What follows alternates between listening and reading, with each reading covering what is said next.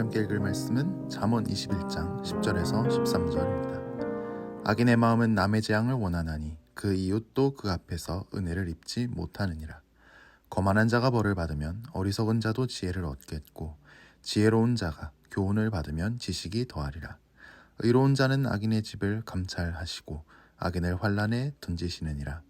귀를 막고 가난한 자가 부르짖는 소리를 듣지 아니하면 자기가 부르짖을 때에도 들을 자가 없으리라. 아멘.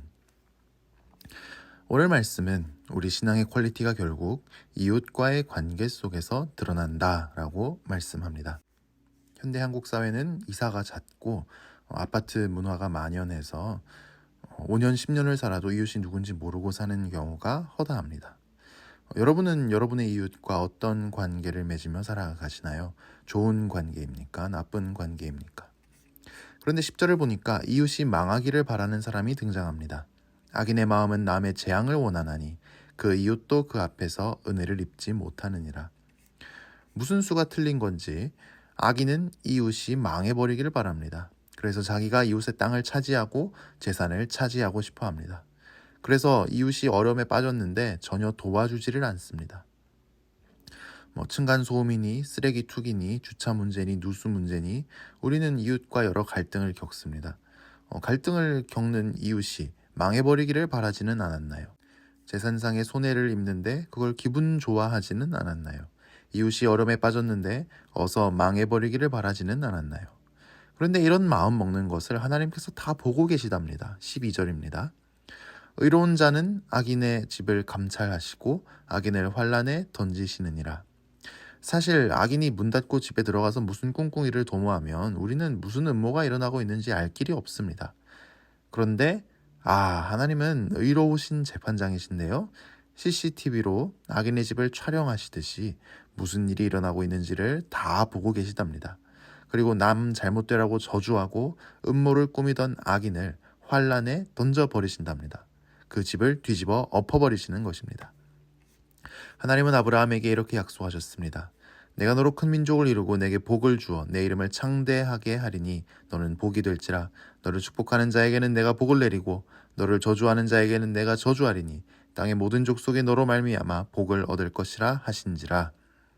하나님께서 우리를 이렇게 지키실 것입니다. 두려워하지 맙시다. 담대합시다. 우리는 누군가 우리에게 손해를 끼치고 해하려고 할 때 도리어 그 사람을 불쌍하게 여겨야 할 지경입니다. 그 사람은 하나님께 덤비는 것이기 때문입니다.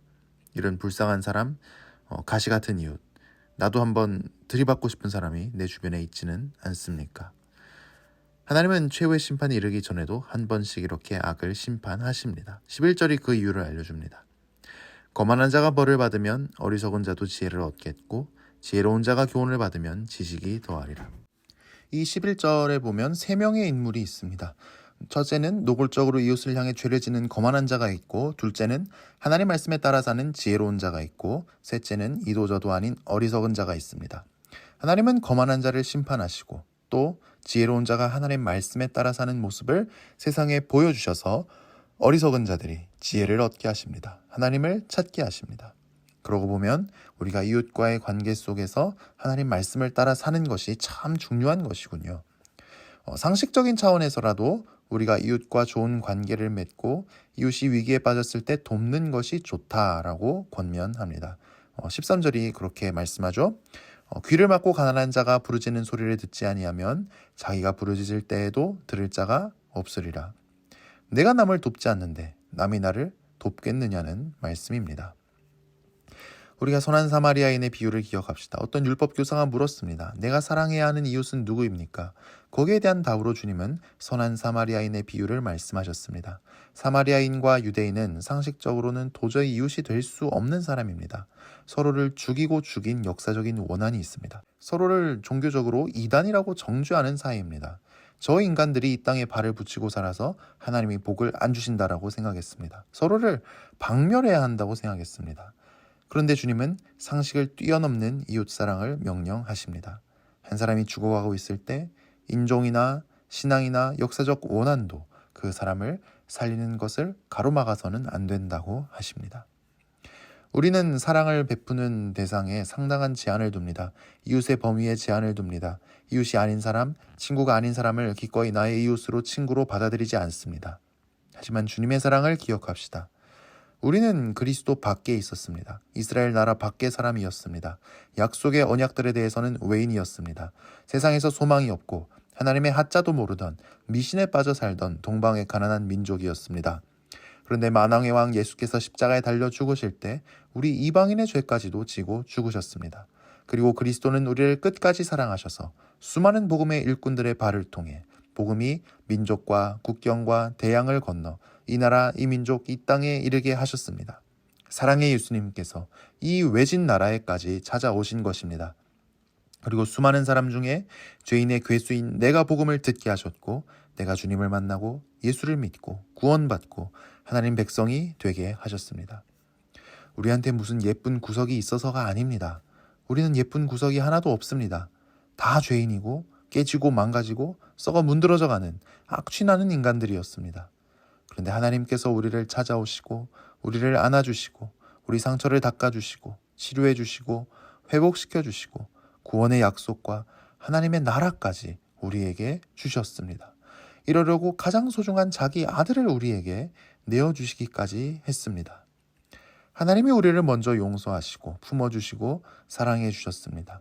이 은혜가 얼마나 큰 은혜인지 안다면 그렇다면 우리도 서로를 용서하고 품고 사랑하는 것이 마땅합니다.